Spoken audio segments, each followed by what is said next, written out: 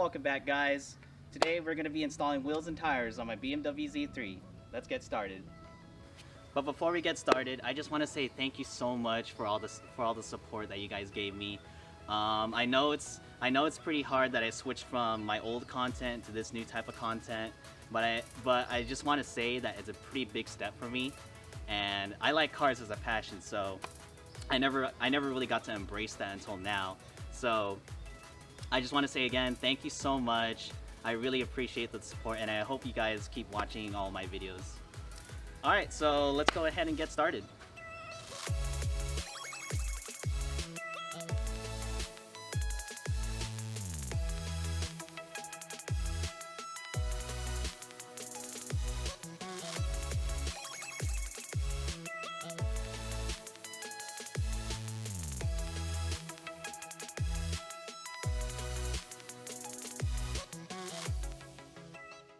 So these are the wheels and tires that I chose. These are the TR Motorsport C4s. These set over here is 17 by 8, and over here is 17 by 9, and they're all wrapped in General G-Max AS05 tires. You gotta do that.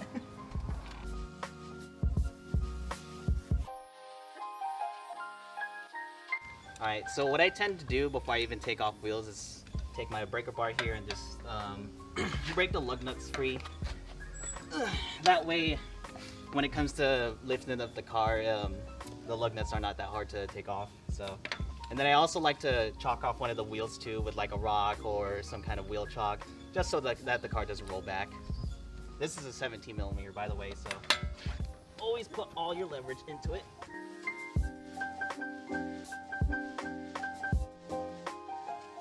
So now that we cracked open all the lug nuts, now we can jack up the vehicle.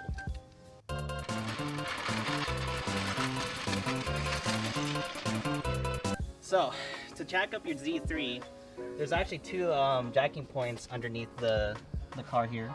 There's one right here, and then there's one right here near the rear wheel. I'm gonna be jacking it from here, and that'll lift up both of the wheels on this side.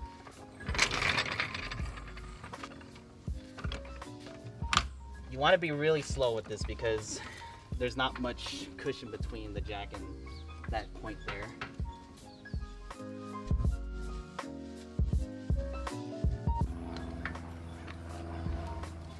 And we're still good there, so as you can see, both of the wheels are now lifted up. So now we're free to take off the wheels. Are you trying to turn it into a monster truck? You can. Look how much ground clearance you have now. Awesome. So it's like a palm tree piece under here. Somehow it got stuck under my car. I don't know. I wonder if it's hard to... Oh, you got it? There you go. I think. There you go. How did this get stuck under with the car? It's even green too. So now that the car is jacked up, I can completely remove the wheel now. I'm going to use my impact driver for that.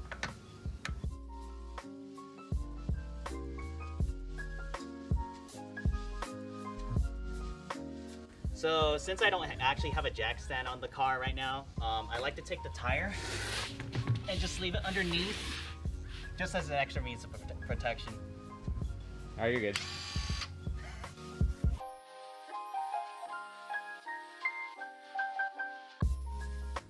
So as you can see here, I never mentioned this in the last video, but this car is actually lowered. So it's on some kind of some suspension. I'm not sure what it is. But on the rear springs it says Koni, so I'm guessing this is like a Koni suspension, which in and of itself is really good. So whenever you buy a set of wheels and tires from Tire Rack, they give you a set of lug nuts, so that's really nice of them.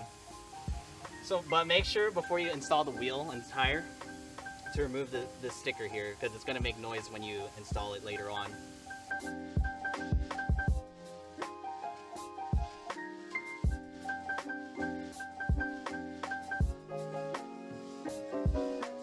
So instead of putting this last wheel stud, I'm actually going to be putting a wheel lock on it. So I'm going to be installing one of these things.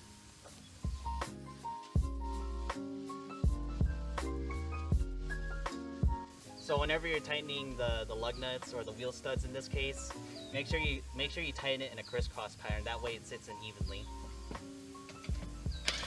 Or that.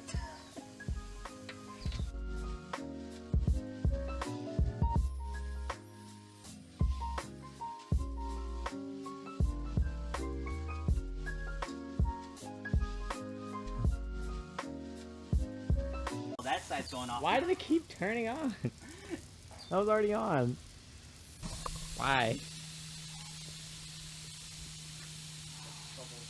Our sprinklers keep turning on when we're trying to do this. We're like the 8th set of sprinklers.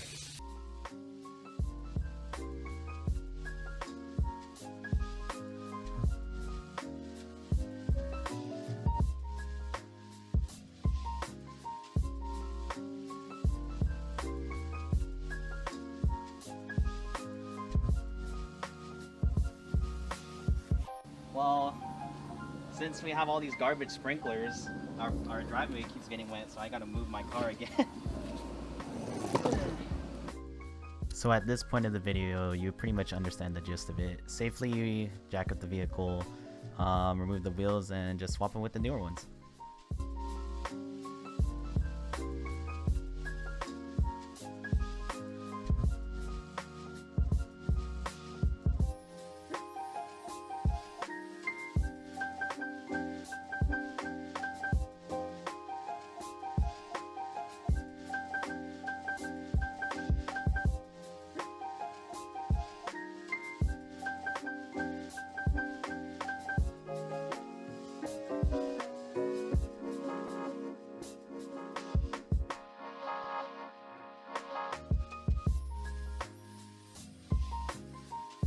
Wall spare, trying to meet your demise.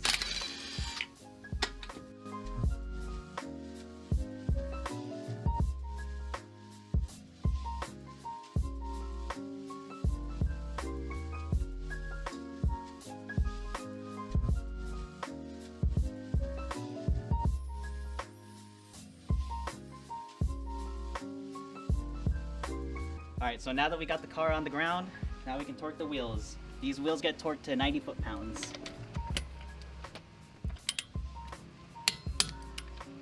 And remember to do it in a crisscross pattern. And then I always like to do it twice just to make sure. And there you go. One wheel torqued.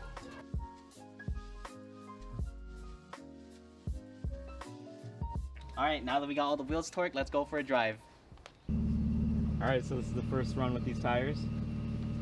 First run. Getting ready to drive off the driveway, our overexposed driveway. I hate our driveway so much. It's so bright. Alright, here we go. Let's go.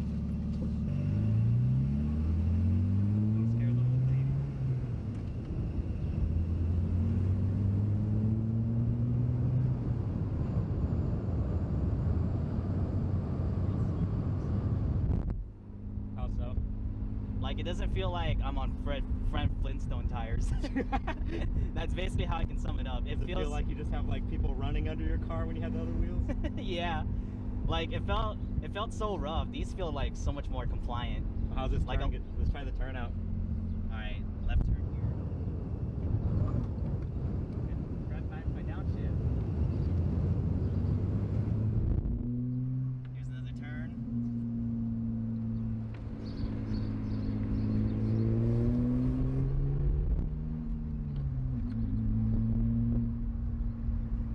Got some grip now.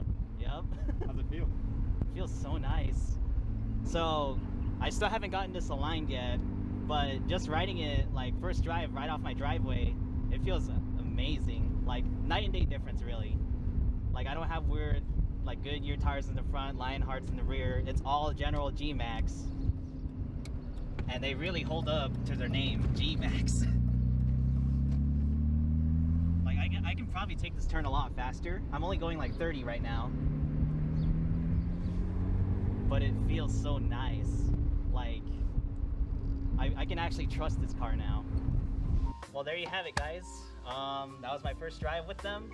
I still gotta get that alignment fixed, but overall, it's definitely a day and night difference with this wheel and tire. Definitely gonna have to put some miles on it first, but once I get that alignment done, it should ride just perfectly. All right, thank you guys for watching, and again, I really thank you for your support. I'll see you guys in the next one.